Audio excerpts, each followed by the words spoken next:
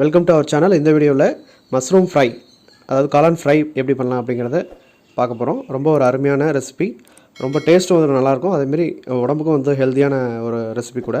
இது weekly once நம்ம வந்து சாப்பிட்லாம். அதேமாரி குழந்தைங்களுக்கும் நம்ம செஞ்சு கொடுத்தோம் அப்படின்னா இந்தமாரி அவங்க விரும்பி சாப்பிடுவாங்க. இது எப்படி பண்ணலாம் அப்படிங்கிறத வீடியோவில் பார்க்கலாம். இதுக்கு ஒரு பேன் அடுப்பில் வச்சுக்கலாம்.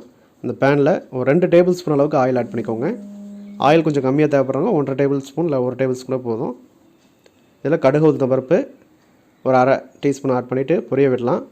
இதில் ஒரு பெரிய சைஸ் வெங்காயத்தை எடுத்து நல்லா பொடியாக கட் பண்ணி வச்சுருந்தேன், அதை நான் ஆட் பண்ணியிருக்கேன். இந்த வெங்காயத்தை ஆட் பண்ணதுக்கப்புறம் இந்த ஆயிலில் ஒரு 2 நிமிஷம் அளவுக்கு நல்லா வதக்கிடலாம். அடுப்பை நம்ம ஹை ஃப்ளேமில் வைக்கக்கூடாது, மீடியம் ஃப்ளேமில் வச்சுருங்க, இல்லைனா வெங்காயம் கருகிரும். இப்போ வதக்கும் போதே நம்ம கருவேப்பிலை ஒரு கொத்து அதில் பிச்சு போட்டுடலாம். இந்த வெங்காயம் கருவேப்பிலை ஆயிலோடு நல்லா மிக்ஸ் பண்ணி நல்லா வதங்கிட்டு இருக்குது.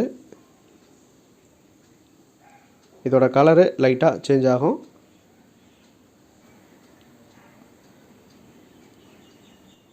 இப்போ வெங்காயம் ஓரளவுக்கு நல்லா வதக்கியாச்சு.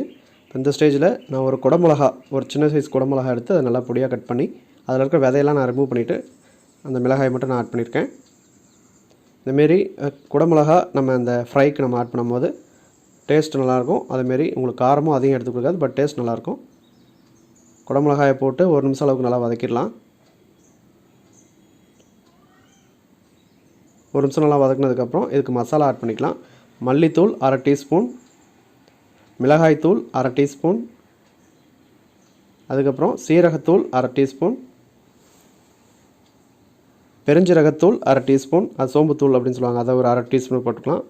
மஞ்சத்தூள் ஒரு 1/4 டீஸ்பூன் போதும். மற்ற எல்லாமே ரிமைனிங் 4மே நம்ம ஈக்குவலாக நம்ம போட்டிருந்தோம். உப்பு தேவையான அளவுக்கு நான் ஒரு அரை டீஸ்பூன் அளவுக்கு நான் போட்டிருக்கேன்.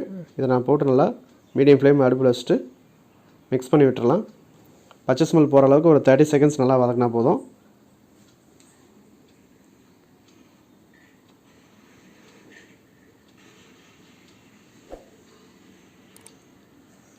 இப்போது ஓரளவுக்கு நல்லா வதக்கியாச்சு.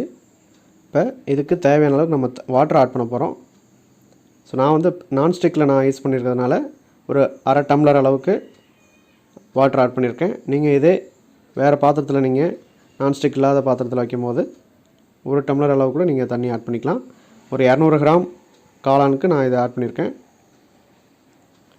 இது வாட்டரோட மற்ற மசாலா எல்லாத்தையும் நல்லா மிக்ஸ் பண்ணி விட்டுறலாம். இப்போ நல்லா கொதிக்க ஆரம்பிக்குது. இப்போ நம்ம கட் பண்ணி வச்சுருக்கிற காளான் நம்ம ஆட் பண்ணிக்கலாம். நான் இன்றைக்கி யூஸ் பண்ணியிருக்கிற காளான் வந்து பார்த்திங்கன்னா பால் காளான். இந்த மரத்துலலாம் சின்ன வயசில் நம்ம பார்த்துருப்போம், நல்லா வால்வாலாக இருக்கும். ஸோ இந்த பால் காளான் தான் நான் ஆட் பண்ணியிருக்கேன்.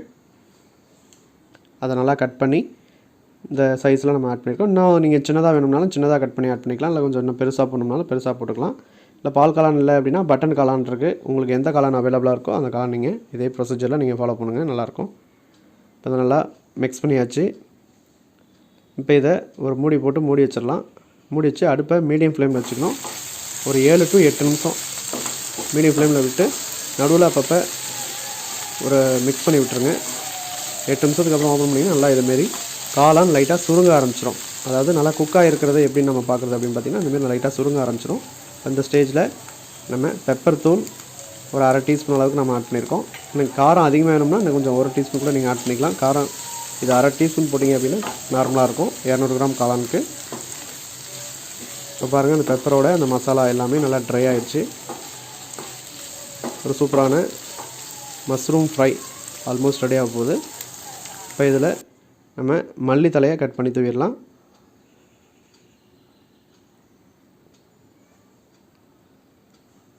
மல்லித்தலை தூவினதுக்கப்புறம் நல்லா மிக்ஸ் பண்ணி விட்டுருங்க.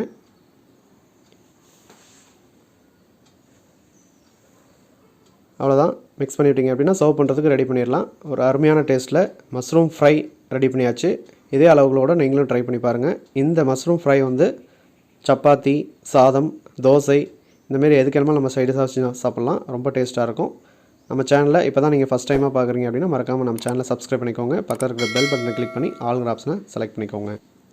தேங்க்ஸ் ஃபார் வாட்சிங். தேங்க்யூ.